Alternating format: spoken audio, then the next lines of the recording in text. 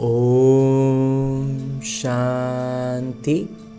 ओम शांति बाबा। आज हम अध्ययन करने जा रहे हैं परम पिता परमात्मा के अनमोल मधुर महावाक्यों को, अव्यक्त महावाक्यों को। और चूंकि दिन रविवार का है तो रविवार के दिन हमें बाबा की ये अव्यक्त मुरली सुनने को मिलती है, अध्ययन करने को मिलती है। तो हमें भी पूरा प्रयास करना है कि हम अपने अव्यक्त स्थिति में स्थित होकर इस मुरली का अध्ययन करें। और इसके लिए जो सबसे सहज सरल विधि हमें करनी है वो ये कि प्रतिदिन हमें एक समय निर्धारित करना है, एक स्थान निर्धारित करना है। स्थान का अर्थ में बाबा कहते हैं कि वो घर का कोई भी स्थान हो सकता है, घर के बाहर भी हो सकता है। हालांकि घर में सबसे ज़्यादा अच्छा हो, जैसे छत पर भी हो, बाबा कहते हैं हो सकता है, या कोई कमरा हो, कोई भी ऐसे स्थान जहाँ थोड़ा साफ सुथरा हो, थोड़ा खुशनुमा माहौल का हम अनुभव कर पाएँ। हालांकि माहौल से उम्मीद करना अच्छी बात नहीं है, लेकिन फिर भी थोड़ा सा भी जितना कर सकें वैसे माहौल में आराम से बैठना है, बड़े फुर्सत से बैठना। अपनी दिनचर्या में बड़ा फुर्सत का समय हो। फिर चाहे वो इस ब्रह्मा कुमार का मंथन में एक तो है स्नान के तुरंत बाद का जो हम पूजा में रखते थे भक्ति के समय, और या तो फिर एक होता है सोते समय, जब सारी दुनिया के सारे काम काज करके अब हम अपने बिस्तर पर आ जाते हैं, अब एकदम कोई काम नहीं है, अब हमको सिर्फ सोना है। वो हमारा बिल्कुल निजी समय होता है। और वो निजी समय में हम अभी अज्ञान काल में क्या ज़्यादातर मोबाइल में ही समय लगाते हैं। तो बस उसी मोबाइल में ये ऐप खोलना है जिसमें बाबा के महावाक्य हैं, उसको बड़े फुर्सत से एकदम ऐसा अनुभव होगा कि बाबा और हम आमने सामने बस बिस्तर पर बैठ के जैसे परिवार के किसी सदस्य से बात करते हैं ना, बिल्कुल वैसे ही बातें अनुभव होंगी। और इसका अनुभव हम बहुत सहज तौर पर ये भी पाते हैं कि जब हम उनकी उपस्थिति का अनुभव करते हैं, अपने उनके सानिध्य में जैसे ही हम आते हैं, मुझ आत्मा के सारे आत्मिक गुण, शांति, पवित्रता, प्रेम, सुख और हर एक गुण सक्रिय हो जाता है। मैं उससे भरपूर अनुभव करने लगता हूँ। मतलब मैं बाबा के सानिध्य में उपस्थित हो चुका हूँ, बाबा मेरे साथ सामने आ चुके हैं। और जिसके कारण बाबा दृष्टि से जब हम उनको महसूस करते हैं कि वो मेरे सम्मुख है, तो दृष्टि से बाबा मुझ आत्मा में ज्ञान, प्रकाश और अष्ट शक्तियों का प्रवाह करते हैं। और इससे एक ऐसे आनंद का आवरण तैयार होता है जिस आनंद के इस आवरण में मैं और मेरे बाबा बड़ी फुर्सत से बैठकर इत्मीनान से हम अपने दिल की बात बाबा को कहते हैं, और बाबा अपने दिल की बात इसी मुरली में निहित करके मुझसे कहते हैं। सच्चे स्नेही बन, सब बोझ बाबा को देकर मौज का अनुभव करो, मेहनत मुक्त बनो। जी बाबा। आज माता पिता अपने चारों ओर के बेफिक्र बादशाहों के संगठन को देख रहे हैं। इतनी बड़ी बादशाहों की सभा सारे कल्प में इस संगम के समय होती है। स्वर्ग में भी इतनी बड़ी सभा बादशाहों की नहीं होगी। लेकिन अब माता पिता सर्व बादशाहों की सभा को देख हर्षित हो रहे हैं। दूर वाले भी दिल के नजदीक दिखाई दे रहे हैं। आप सब नैनों में समाये हुए हो, वो दिल में समाये हुए हैं। कितनी सुंदर सभा है। आज के विशेष दिवस पर सभी के चेहरों पर अव्यक्त स्थिति के स्मृति की झलक दिखाई दे रही है। सबके दिल में ब्रह्मा बाबा की स्मृति समाई हुई है। आदि देव ब्रह्मा बाबा और शिव बाबा दोनों ही सर्व बच्चों को देख हर्षित हो रहे हैं और हम बाबा की याद में हैं और बाबा भी हमारी याद को देख करके खुश हो रहे हैं। आज तो सवेरे 2 बजे से लेकर माता पिता के गले में भिन्न भिन्न प्रकार की मालाएं पड़ी हुई थी। ये फूलों की मालाएं तो कॉमन है, हीरों की मालाएं भी कोई बड़ी बात नहीं है, लेकिन स्नेह के अमूल्य मोतियों के माला अति श्रेष्ठ है। हर एक बच्चे के दिल में आज के दिन स्नेह विशेष इमर्ज रहा। विशेष रूप से बाबा की याद में हम रहे हैं। तो माता पिता के पास 4 प्रकार की भिन्न भिन्न मालाएं इमर्ज थी। अब बाबा मालाएं जो थी ना उसकी भी 4 प्रकार बतला रहे हैं। पहला नंबर श्रेष्ठ बच्चों की, जो बाबा समान बनने के श्रेष्ठ पुरुषार्थी बच्चे हैं। ऐसे बच्चे माला के रूप में बाबा के गले में पिरोए हुए थे। पहली माला सबसे छोटी थी। दूसरी माला दिल के स्नेह समीप समान बनने के पुरुषार्थी। एक तो एकदम दिल में समा गए, एक है दिल के समीप में रह करके बाबा समान बनने का पुरुषार्थी बच्चों की माला। वो श्रेष्ठ पुरुषार्थी और ये पुरुषार्थी। दूसरा हुआ पुरुषार्थी, पहला था श्रेष्ठ पुरुषार्थी। तीसरी माला थी जो बड़ी थी, वो थी स्नेही भी, बाबा की सेवा में साथी भी, लेकिन कभी तीव्र पुरुषार्थी और कभी कभी तूफानों का सामना ज्यादा करने वाले, लेकिन चाहने वाले। संपन्न बनने की चाहत भी अच्छी रहती है। चाहत है, सब कुछ है, लेकिन थोड़ा सा कहें कि ज्ञान की स्पष्टता, धारणाओं की कमी, उन सब के कारण क्या हो जाता है, बार बार युद्ध में पड़ जाते हैं, बार बार फिसल के पहुंच जाते हैं युद्ध के स्थान पर। लेकिन चाहत बहुत होती है, निश्चय पूरा होता है, इसलिए पकड़ के आगे बढ़ ही जाते हैं। तो तीसरी माला ऐसे बच्चों की हुई। चौथी माला थी उलहने वालों की, भिन्न भिन्न प्रकार के बच्चों की अव्यक्त फरिश्ता स्वरूप के रूप में मालाएं थीं। माता पिता भी भिन्न भिन्न मालाओं को देख खुश भी हो रहे थे और स्नेह और साकाश साथ साथ दे रहे थे। खुश भी हो रहे हैं और साकाश भी हम बच्चों को बाबा देते रहते हैं। अभी आप सब अपने आप को सोचो, मैं कौन? लेकिन चारों ओर के बच्चों में विशेष संकल्प वर्तमान समय दिल में इमर्ज है कि अब कुछ करना ही है, अब कुछ तो करना ही है। एकदम ये उमंग है, ये उमंग उत्साह ज्यादातर में संकल्प रूप में है। संकल्प के स्तर पर मन ही मन में सोच तो रहे कि कुछ तो करना है, स्वरूप में नंबरवार है, लेकिन संकल्प में है। वो प्रत्यक्ष कौन कितना कर पा रहा है, उसके संकल्प में कितनी दृढ़ता है, वो नंबरवार है, लेकिन संकल्प में बाबा कहते हैं बहुतों का है। माता पिता सभी बच्चों को आज के स्नेह के दिन, स्मृति के दिन, समर्थी के दिन की विशेष दिल की दुआएं और दिल की बधाइयाँ दे रहे हैं। आज का विशेष दिन स्नेह का होने के कारण मेजॉरिटी ज़्यादातर स्नेह में खोए हुए। आज का दिन ऐसा होता है 18 जनवरी का कि सब कोई याद में ही खोए रहते हैं, मतलब अपने लौकिक कामों से छुट्टी लेकर के भी एकदम मगन वाला, एकदम बड़ा ही अलग ही अनुभव। जैसे त्योहार मनाते थे ना भक्ति में, वैसे ही एक त्योहार की तरह एकदम बाबा की याद में, स्नेह में खोए रहने का दिन है। तो ऐसे ही पुरुषार्थ में सदा स्नेह में खोए रहो। बाबा कहते तो पुरुषार्थ में भी हमेशा वैसे ही खोए रहो।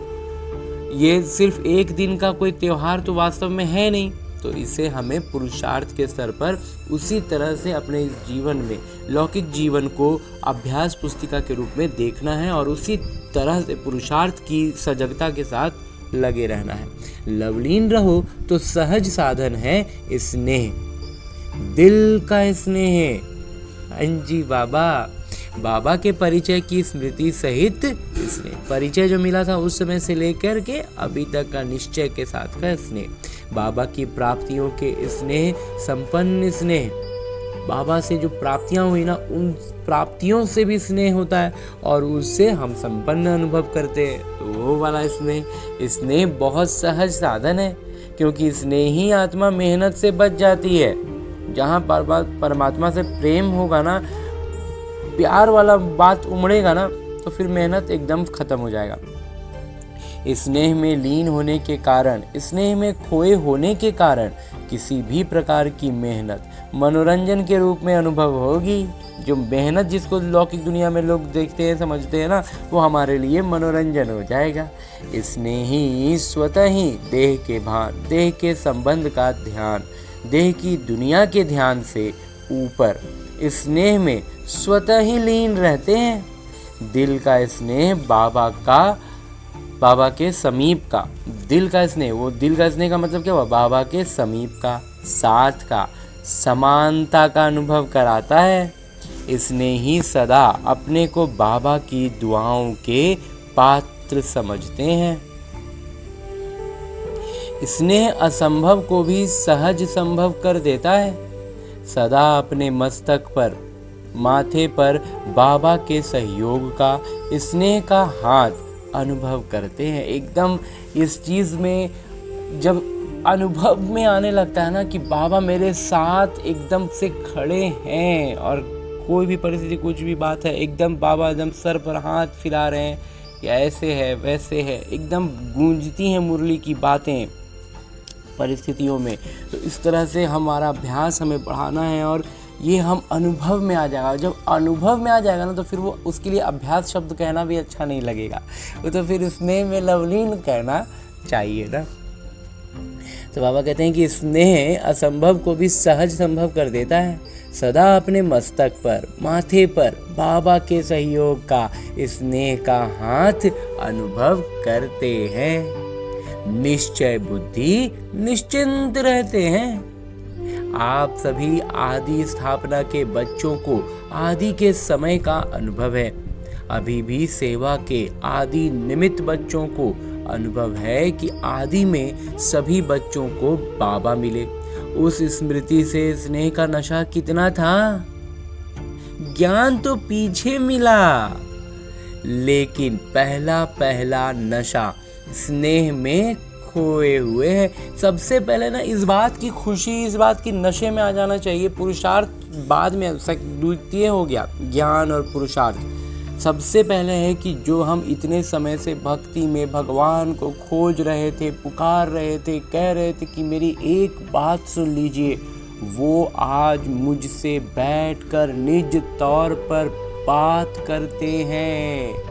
मुझे भगवान मिल गए हैं। इस बात की खुशी और नशा जो है ना, ये सबसे ज़्यादा अनोखा है, सबसे ज़्यादा प्यारा है। बाकी ज्ञान, पुरुषार्थ, जीवन, अभ्यास, ये सब बाद में है। पहले तो इस बात का नशा होना चाहिए ना। हाँ जी, बाबा कहते हैं पहला नशा स्नेह में खोए हुए है। बाबा स्नेह के सागर है, तो ज़्यादातर बच्चे आदि से स्नेह के सागर में खोए हुए हैं। तो शुरू से ही बाबा के प्यार में पहले हम खोएंगे ना, बाकी सब कुछ बाद में। पुरुषार्थ की रफ्तार में बहुत अच्छे स्पीड से चले हैं, और उस प्यार में जब खोएंगे ना, बाबा कहते जब दिल के करीब पहुंच गए तो फिर मेहनत तो लगेगा नहीं। तो पुरुषार्थ में तो स्वाभाविक है कि हमारी स्पीड बहुत अधिक होगी।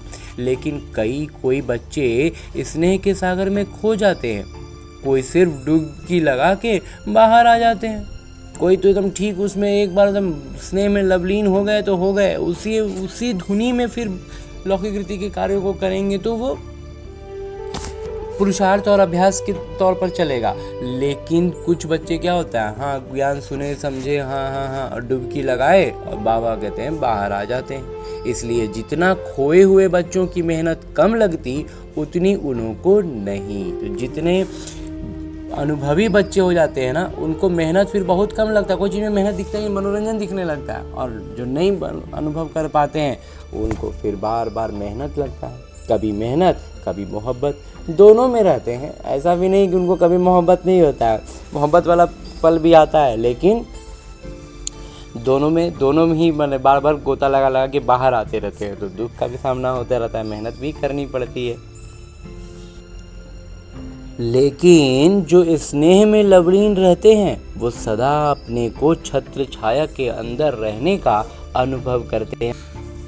खुद को जब बाबा के सानिध्य में अनुभव करते हैं ना, तो फिर बाबा की सारी गुणवत्ताएं, सारी शक्तियों की जागृति का अनुभव पाते हैं और फिर प्रतिक्रियाएं हमारी उसी अनुसार होती हैं।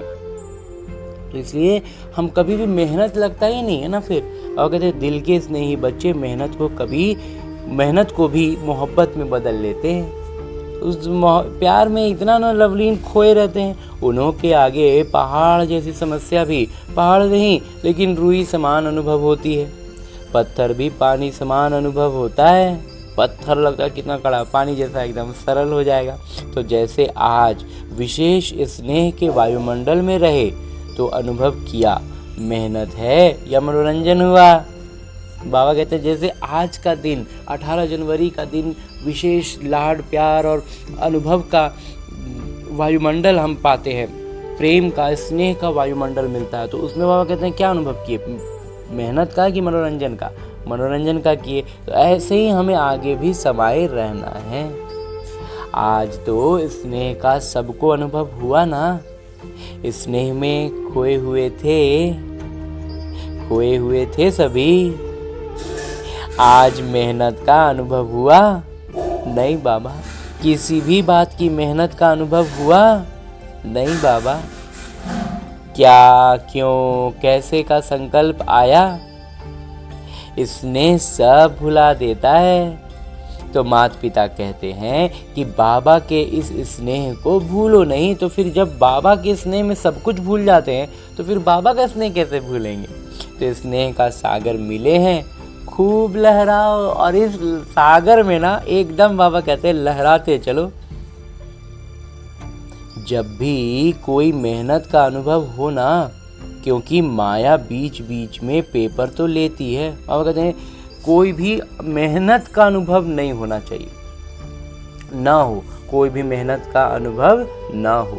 क्योंकि माया का काम क्या है, वो बीच बीच में पेपर लेते रहेगा। बीच बीच में क्या, वो हर परिस्थिति उसका पेपर ही है। हमारा प्रश्न उत्तर का अभ्यास के लिए वो प्रश्न ही है। लेकिन उस समय स्नेह के अनुभव को याद करो तो मेहनत मोहब्बत में बदल जाएगी। अनुभव करके देखो क्या है। गलती हो जाती है, और कहते हैं क्या होता है, गलती हो जाता है। उस समय क्या, क्यों, इसमें बहुत चले जाते हो। जो आया है वो जाता भी है, लेकिन जाएगा कैसे? स्नेह को याद करने से मेहनत चली जाएगी। क्योंकि सभी को भिन्न भिन्न समय पर माता पिता दोनों के स्नेह का अनुभव तो है ना। अनुभव कभी तो किया है ना। चलो सदा नहीं है, कभी तो है, कभी तो अनुभव किए ही हैं। उस अनुभव को याद करो, उस समय को याद करो। बाबा का स्नेह क्या है, बाबा के स्नेह से क्या क्या अनुभव किया। तो स्नेह की स्मृति से मेहनत बदल जाएगी।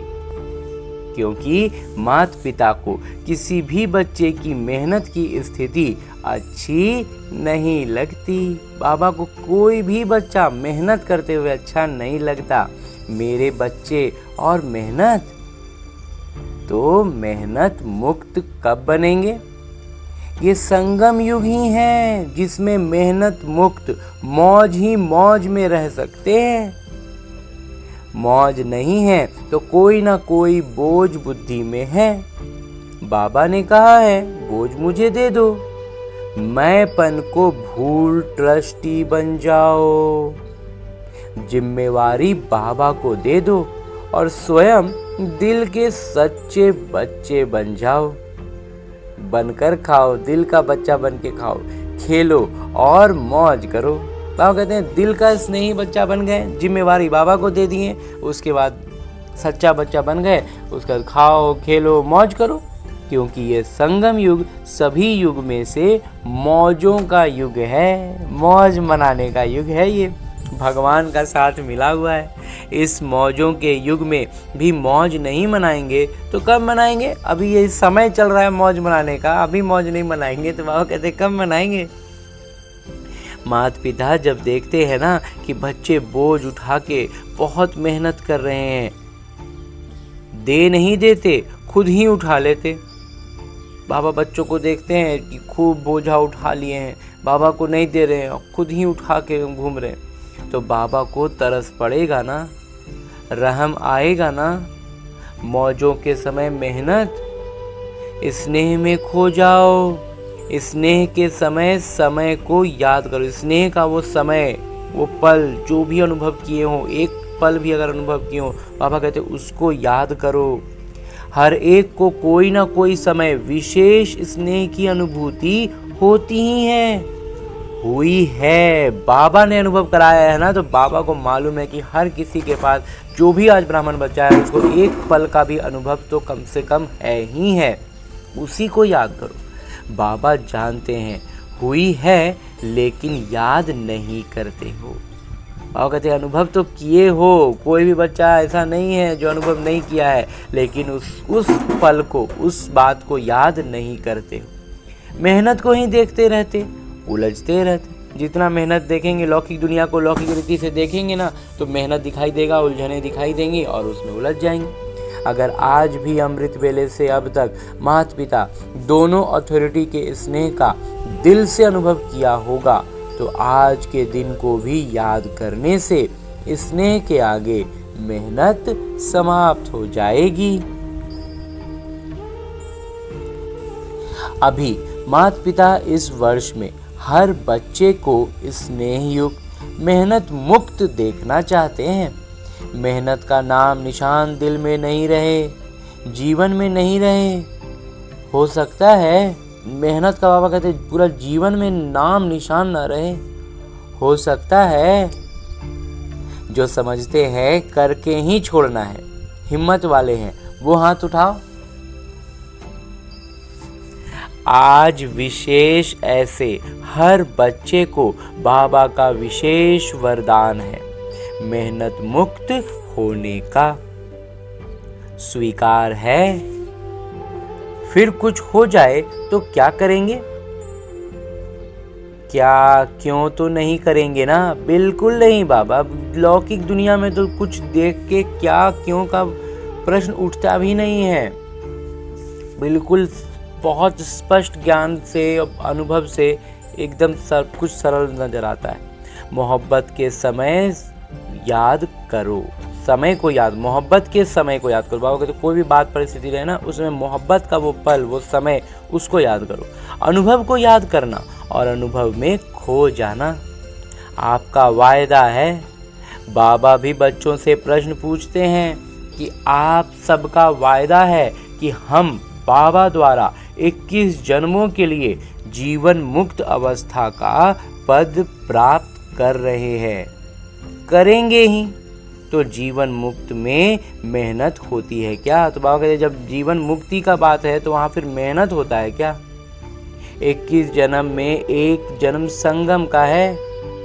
आपका वायदा 21 जन्मों का है, 20 जन्मों का तो का नहीं है।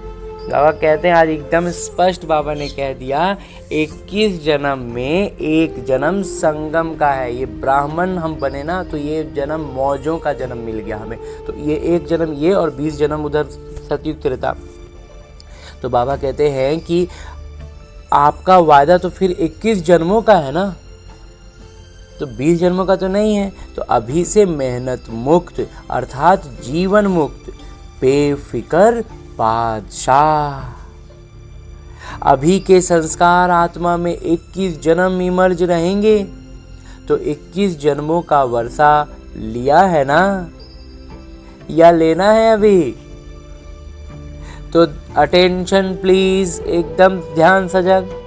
मेहनत मुक्त, संतुष्ट रहना और संतुष्ट करना, सिर्फ रहना नहीं करना भी है, तभी मेहनत मुक्त रहेंगे। जब दूसरों को भी संतुष्ट करेंगे ना, तब हम मेहनत मुक्त होंगे। नहीं तो रोज कोई ना कोई बोझ की बातें, मेहनत की बातें क्या क्यों की भाषा में आएगी।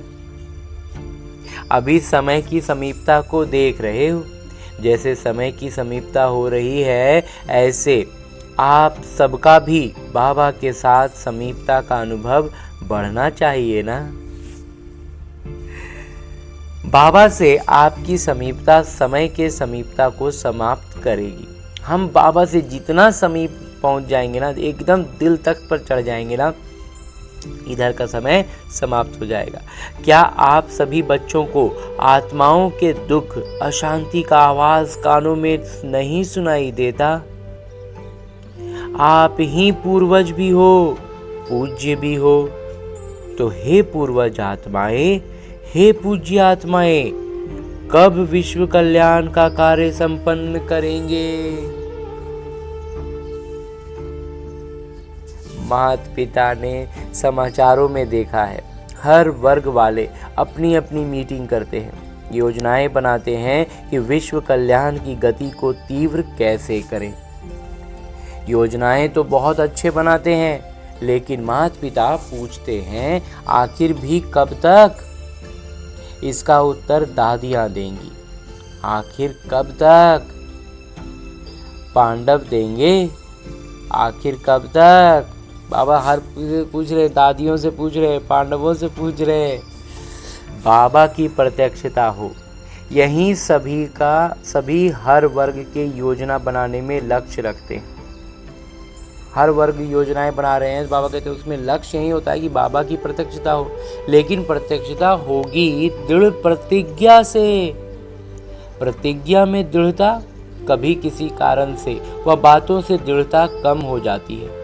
प्रतिज्ञा बहुत अच्छी करते हैं अमृत बेले। अगर आप सुनो, तुम बाबा कहते हैं, बाबा अपना बतलाते हैं कि हम बच्चे जो कहते हैं ना उसको, कि प्रतिज्ञा इतना अच्छा करते हैं ना कि अगर अमृत बेले आप सुन सको तो बाबा तो सुनते हैं, हम तो सुन नहीं पाते, हम तो अपना खाली कह रहे हैं, बाबा तो सुनते रहते हैं। बाबा की जगह तुम भी सुन सको ना तो जानो, आपके पास ऐसे भी साइंस ने साधन नहीं दिया है जो सभी के दिल का आवाज़ सुन सको। बाबा ने कहते हैं कि दिल का आवाज़ सुनने का विज्ञान के पास कोई साधन नहीं है।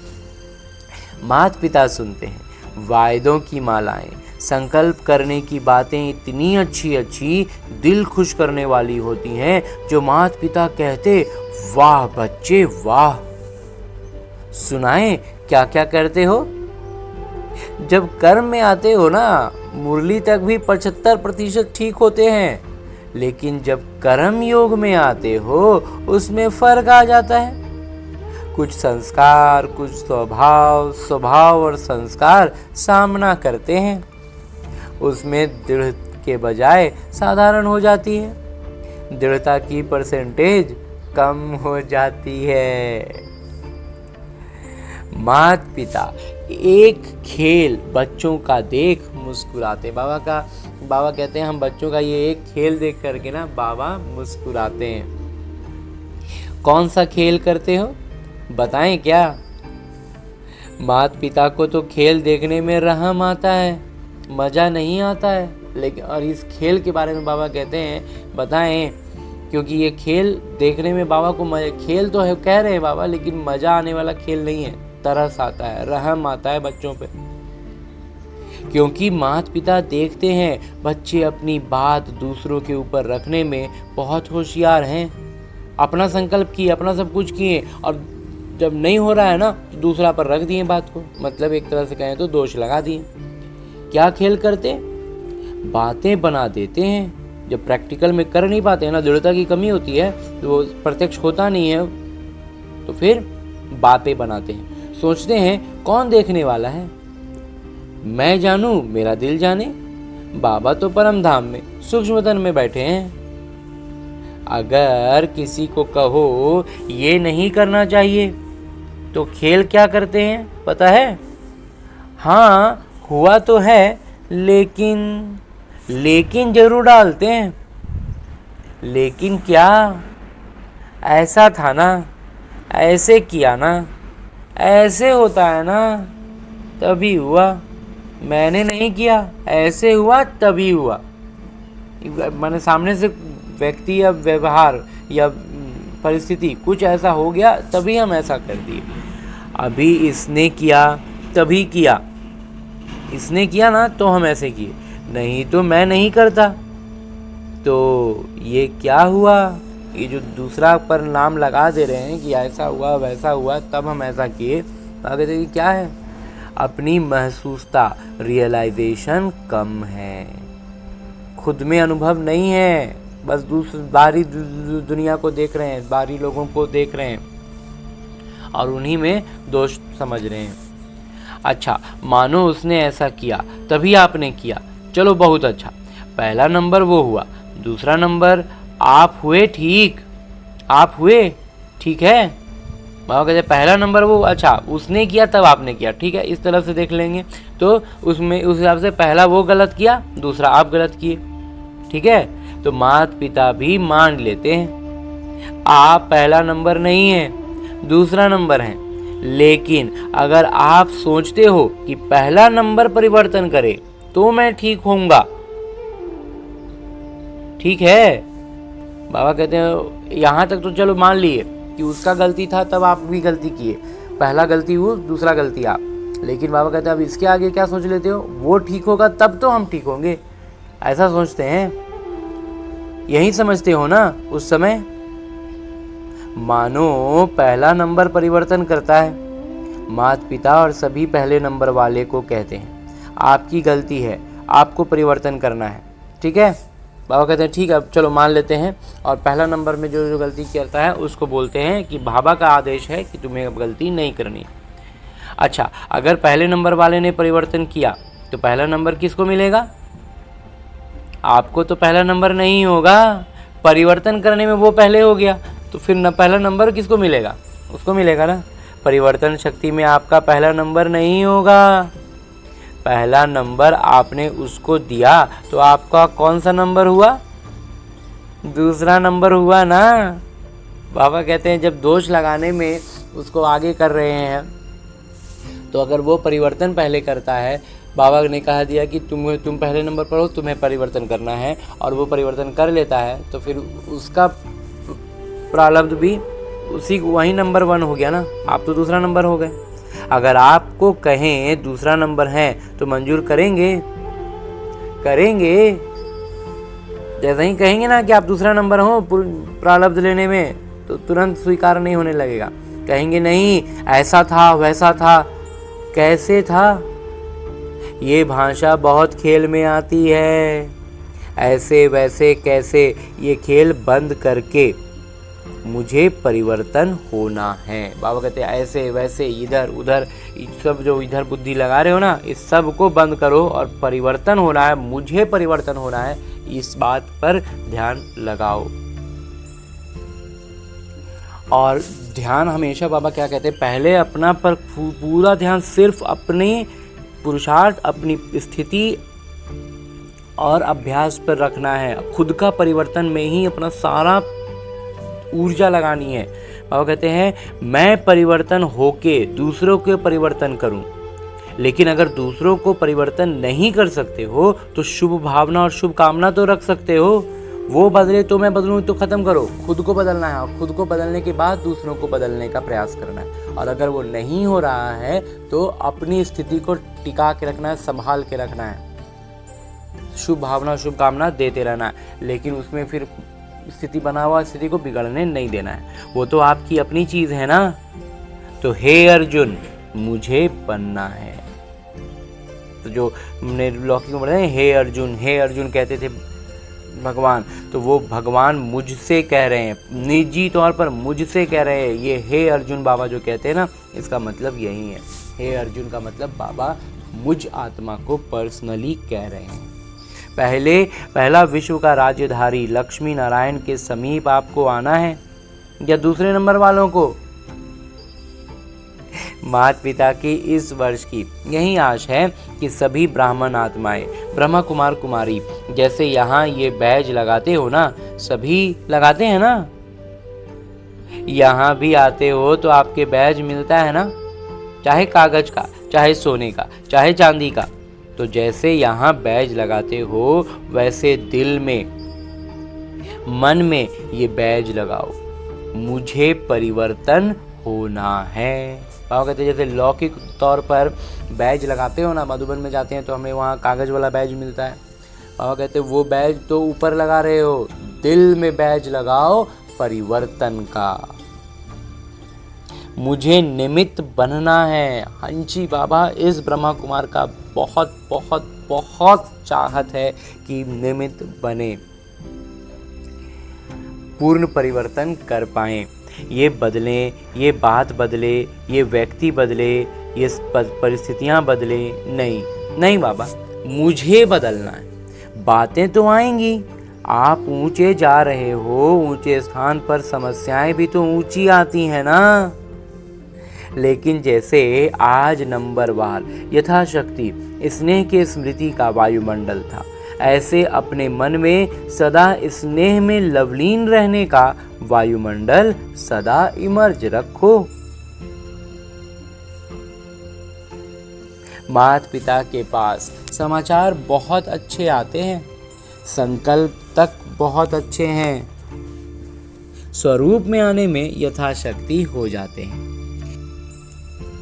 अभी 2 मिनट के लिए सभी परमात्मा स्नेह संगम युग के आत्मिक मौज की स्थिति में स्थित हो जाओ।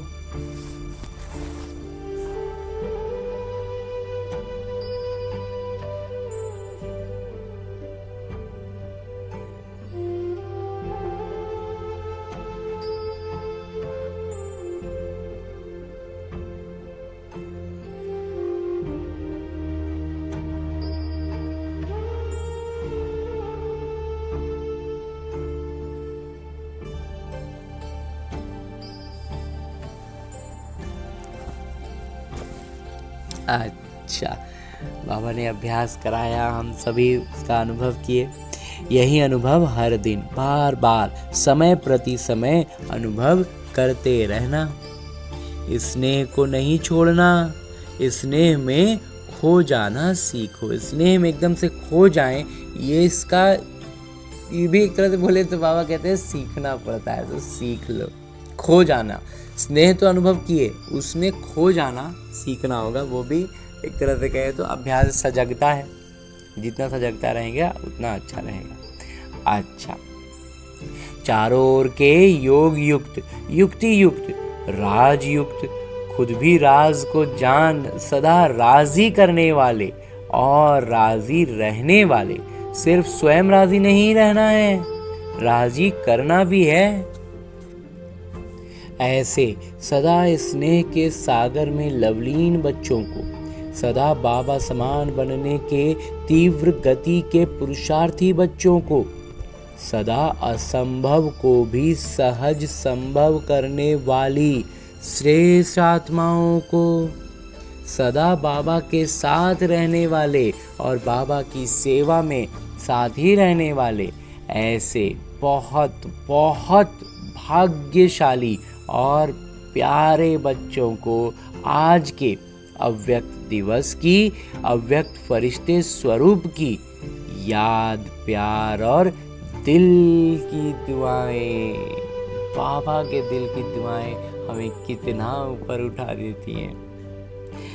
अच्छा, आगे मेरे बाबा वरदान दे रहे हैं। वरदान देते हुए मेरे बाबा कहते हैं, याद के जादू मंत्र द्वारा सर्व सिद्धियां प्राप्त करने वाले सिद्धि स्वरूप भव। विस्तार से बाबा कहते हैं, बाबा की याद ही जादू का मंत्र है। इस जादू के मंत्र द्वारा जो सिद्धि चाहो वो प्राप्त कर सकते हो। जैसे स्थूल में भी किसी कार्य की सिद्धि के लिए मंत्र जपते हैं, ऐसे यहाँ भी अगर किसी कार्य में सिद्धि चाहिए तो ये याद का महामंत्र ही विधि स्वरूप है। ये जादू मंत्र क्षण में परिवर्तन कर देता है। हमारी याद का जादू जो है ना, बाबा कहते हैं क्षण में परिवर्तन करेगा। असंभव चीज जो दिखाई दे रही है ना, वो एक क्षण में क्या होगा, कैसे होगा पता नहीं चलेगा और वो संभव हो जाएगा, सहज संभव हो जाएगा। इसे सदा स्मृति में रखो तो सदा सिद्धि स्वरूप बन जाएंगे, और सदा स्मृति में रहेंगे तो सदा सिद्धि हो जाएगा। जो मतलब बोल रहे हैं, जो कहते हैं साधु संतों के बारे में, जो वो बोल दिए वो होगा, बिल्कुल वैसी स्थिति हमारी हो सकती है। तो आगे देख, क्योंकि याद में रहना बड़ी बात नहीं है, या सदा याद में रहना, यही बड़ी बात है। वहाँ कहते याद में रहना ना बड़ा बात नहीं है, सदा सदा निरंतर याद रहे, ये बड़ा बात है। इसी से सर्व सिद्धियाँ प्राप्त होती हैं, और जितना ज़्यादा हम निरंतर बाबा की याद में रहते हैं ना, सिद्धियाँ प्राप्त होने लगती हैं, हमारी हर बात सिद्ध होती जाती है। हाँ जी बाबा, इतना श्रेष्ठ बाबा ने वरदान दे दिया है। आगे स्लोगन है, मुरली का उपदेश है, सेकंड में विस्तार को सार रूप में समा लेना, अर्थात अंतिम सर्टिफिकेट लेना। हाँ जी बाबा। और अभी तक हमने परम पिता परमात्मा से इतना श्रेष्ठ अव्यक्त वाणी को उनकी इसी चैतन्य अव्यक्त स्थिति के साथ अनुभव करते हुए अध्ययन किया ना। अब मेरे बाबा इसी स्वरूप में रहते हुए एक इशारा भी देते हैं कि अशरीरी व विदेही स्थिति का अभ्यास बढ़ाओ। और इस संदर्भ में बाबा हर दिन हमें भिन्न भिन्न आयामों से युक्तियां बतलाते रहे हैं, और आज ये आखिरी दिन है इस इशारे का। इसके बाद कल से लौकिक तौर पर महीना बदलेगा तो इशारा बदल जाएगा, और उसके बारे में बाबा हमें अलग अलग युक्तियाँ देंगे। तो आज के लिए इस इशारे की स्पष्टता बढ़ाते हुए याद की अभ्यास को, अशरीरीपन के अभ्यास को हम और बेहतर कर सकें, इसके लिए जो आज बाबा इशारा दे रहे हैं वो है, जैसे कोई शरीर के वस्त्र सहज उतार सकते हो, ऐसे ये शरीर रूपी वस्त्र भी सहज उतार सको और सहज ही समय पर धारण कर सको। इसका अभ्यास चाहिए। अगर वस्त्र तंग व टाइट हैं तो सहज उतार नहीं सकते। ऐसे ये देह रूपी वस्त्र भी किसी संस्कार में चिपका हुआ तंग व टाइट हो ना हो। कहते कोई भी संस्कार वगैरह अगर टाइट है ना तो वो फिर उतारने नहीं देगा। इसके लिए सभी बातों में ईजी रहो। यदि ईजी रहेंगे तो सभी कार्य ईजी होंगे।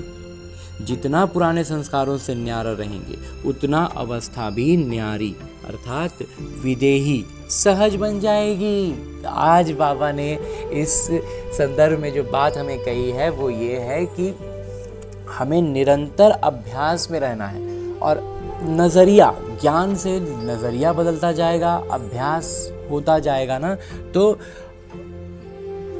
अभ्यास होगा हमारा पुराने संस्कारों से न्यारा रहने का। इन विकारी संस्कारों को हम पहचानने लग गए हैं कि ये तो पुराना संस्कार है, रावण के प्रभाव में बना हुआ संस्कार है, तो उन संस्कारों से हम अलग रहेंगे। हर प्रतिक्रिया उससे अलग होकर के देंगे, तो हमारा जो वास्तविक मूल संस्कार है ना, गुणों का, शक्तियों का, वो उभरता जाएगा।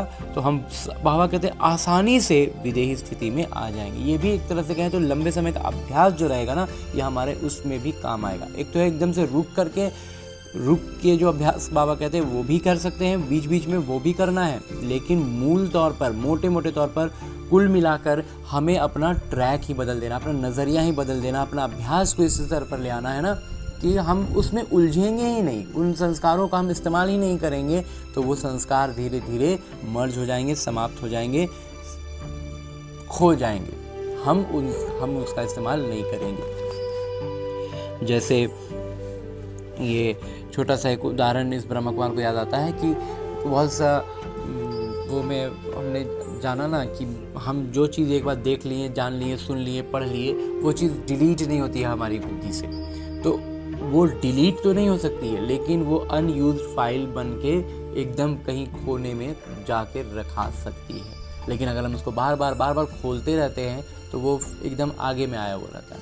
और अगर हम उसको एकदम से अनयूज्ड कर दें तो वो कहीं पीछे चला जाएगा और वो सामने आएगा ही नहीं, उसको कभी भी सामने आएगा नहीं। तो हम और लगातार ऊपर, कभी अभी शुरुआत में तो ये बार आएगा, वहीं वाला आएगा, दूसरा ऑप्शन ही नहीं दिखाई देगा, बार लगेगा हम उलझ गए। लेकिन बार उसको जागृति रखनी है, और उसका बिना इस्तेमाल किए हुए, रावण के संस्कारों का इस्तेमाल किए बिना, अपने मूल आदि संस्कारों के साथ जब हम अभ्यास बढ़ाते जाएंगे तो हम विदेही स्थिति की ओर अपना कदम बढ़ा रहे हैं, कर्मातीत अवस्था की ओर भी बढ़ रहे हैं, विकर्म विनाश होते जाएंगे। हाँ जी बाबा। और अब हमने परमपिता परमात्मा का इतना श्रेष्ठ ज्ञान मुरली को उनकी चैतन्य उपस्थिति में अध्ययन किया, उनसे वरदान प्राप्त किया। इशारे अव्यक्त रूप में स्थित होकर बाबा ने जो इशारा दिया उसे भी जान लिया। अब हमें करना क्या है? हमें अपने इस लक्ष्य को याद रखना है कि हमें लक्ष्मी नारायण बनना है, विश्व महाराजा बनना है। तो करना क्या है? इन सारी ज्ञान की बातों को वास्तविक जीवन में अपनाना है। और ये वास्तविक जीवन भी कहना एक तरह से गलत होगा, क्योंकि ये जो मेरा लौकिक जीवन है ये बस और बस मेरे अभ्यास के लिए है। उसका एक अभ्यास पुस्तिका है जिसमें आने वाली हर परिस्थिति मेरे लिए एक प्रश्न है, और उस प्रश्न का मैं कितना आत्माभिमानी स्थिति में रहकर उत्तर देता हूँ, उस पर अपनी प्रतिक्रिया देता हूँ, वही निर्धारित कर रहा है कि मैं अपने लक्ष्य के कितने करीब पहुँच रहा हूँ। तो इसके लिए अभी फ़िलहाल हमें लौटना है अपने इस स्थूल शरीर में, अपने इस किरदार, जहाँ मुझे न केवल अपने सारे आत्मिक गुणों की स्मृति रखनी है बल्कि अष्ट शक्तियों की जागृति रखनी है। और उन अष्ट शक्तियों को इस ब्रह्मा कुमार ने अपने मंथन से इस क्रम में सजाया है कि सबसे पहले हमारे भीतर ज्ञान के बाद जो शक्ति जागृत होती है वो होती है सहन शक्ति। जब हम ज्ञान की महीन बातों को नहीं समझ पाते हैं, कुछ स्पष्ट नहीं हो पाता है, या जहाँ पर भी जिस भी परिस्थिति में हम स्पष्टता में थोड़ा भी उलझते हैं, तो अगर लेकिन निश्चय पूरा होता है तो हम सहन शक्ति की जागृति के साथ हर परिस्थिति को पार कर पाते हैं। उसके बाद जो जागृत होती है वो होती है परखने की शक्ति, और उसी के साथ साथ निर्णय करने की शक्ति। अब निर्णय क्या करना है? निर्णय करने के लिए हमारे पास 5 शक्तियाँ हैं कि हमें इन 5 में से कौन सी शक्ति का इस्तेमाल करना है। तो इसमें सबसे पहला इस ब्रह्मा कुमार को लगता है कि है समेटने की शक्ति। समेटने की शक्ति का अर्थ है, इस ब्रह्मा कुमार का मंथन रहा है कि सबसे पहले जो आती है वो है समेटने की शक्ति। समेटना क्या है? अपने उन पुराने संस्कारों को जो रावण के प्रभाव में बने हैं। दूसरा है समाने की शक्ति। वही सारी संस्कार जो अन्य आत्माओं में, संबंध संपर्क की आत्माओं में रावण के प्रभाव में पनपे हैं, विकसित हुए हैं और वो उनसे घिरे हुए हैं, तो उनको उस नज़र से हम देख पाएँ, इसके लिए हमें शक्ति जो चाहिए वो है समाने की शक्ति। तो उनके रावण के प्रभाव में बने संस्कारों को समाने की शक्ति। उसके बाद जो आती है वो है संकीर्णता की शक्ति। संकीर्णता की शक्ति का अभिप्राय इस ब्रह्मा कुमार के मंथन के अनुसार है कि जहाँ पर हमारा हस्तक्षेप का या फिर हमारे इन्वॉल्व होने का, हमारे उससे जुड़ने का कोई अर्थ नहीं है, हमारे लिए वो व्यर्थ है, तो वैसे में अपने आप को उसमें जोड़कर हम खामोखा में कहीं उलझ ना रहे हो, इसके लिए भी, इसका स्पष्टीकरण के लिए भी हमें शक्ति चाहिए कि जहाँ ज़रूरत, मतलब संकीर्णता के साथ, मतलब जिसको कहते हैं कि आराम से हम निकल सकते हैं और हम झूठ मूठ में फंस रहे हैं, वो काम ना करके, तो इसके लिए भी शक्ति चाहिए। तो वही है संकीर्णता की शक्ति। उसके बाद जो है वो है सामना करने की शक्ति। तो ये भी हमें परखना होगा ना कि हम यहाँ से एकदम, मतलब बिना किसी जुड़ाव के एकदम सीधे निकल सकते हैं या फिर हम निकल नहीं सकते, तो हमें उसका सामना करना ही है। तो हम उस परिस्थिति का, उन बातों का अच्छे से सामना कर पाएँ, उसके लिए भी हमें जो शक्ति चाहिए वही है सामना करने की शक्ति।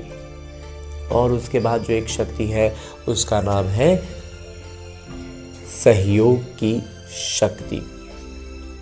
सहयोग की शक्ति का अर्थ है कि जब हम अपने सारे गुणों और शक्तियों से खुद को भरपूर अनुभव करते हैं, सारी शक्तियों की जागृति के साथ होते हैं, तब हम अन्य आत्माओं को सहयोग दे सकते हैं। यूँ तो हम यहाँ गलती ये करते हैं कि आज हमने पहला ज्ञान समझा और हम दूसरों को बताते हैं, तो ये बहुत खुशी और उमंग उत्साह के लिए ठीक है, लेकिन दूसरों को बताने में अगर हम पीछे हो रहे हैं, हम फिसल रहे हैं, वो हमें खींच ले रहे हैं, तो इसका मतलब है कि हम सहयोग की शक्ति से भी निपुण नहीं हुए हैं। तो जब तक हम खुद का पाँव अच्छे से न जमा लें, हम बाढ़ में किसी बह रहे या व्यक्ति को लौकिक तौर पर अगर उदाहरण के रूप में देखें तो किसी को बहता हुआ क्यों हम रोकें और खुद ही हमारे पाँव जमे नहीं हैं, हमने खुद को रस्सी से कोई चीज़ से बांधा नहीं है, तो फिर हम दूसरों को मदद नहीं कर सकते हैं, हम खुद ही बहने लग जाएंगे।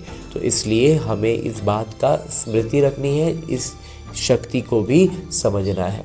तो इस तरह की अष्ट शक्तियों की जागृति के साथ सारे सातों आत्मिक गुणों को स्मृति में रखते हुए सारी प्रतिक्रियाएं हमारे इसी अनुसार हो, ऐसा अभ्यास करने के लिए लौटते हैं अपने इस किरदार में, अपने इस स्थूल शरीर में। अच्छा, ओम शांति।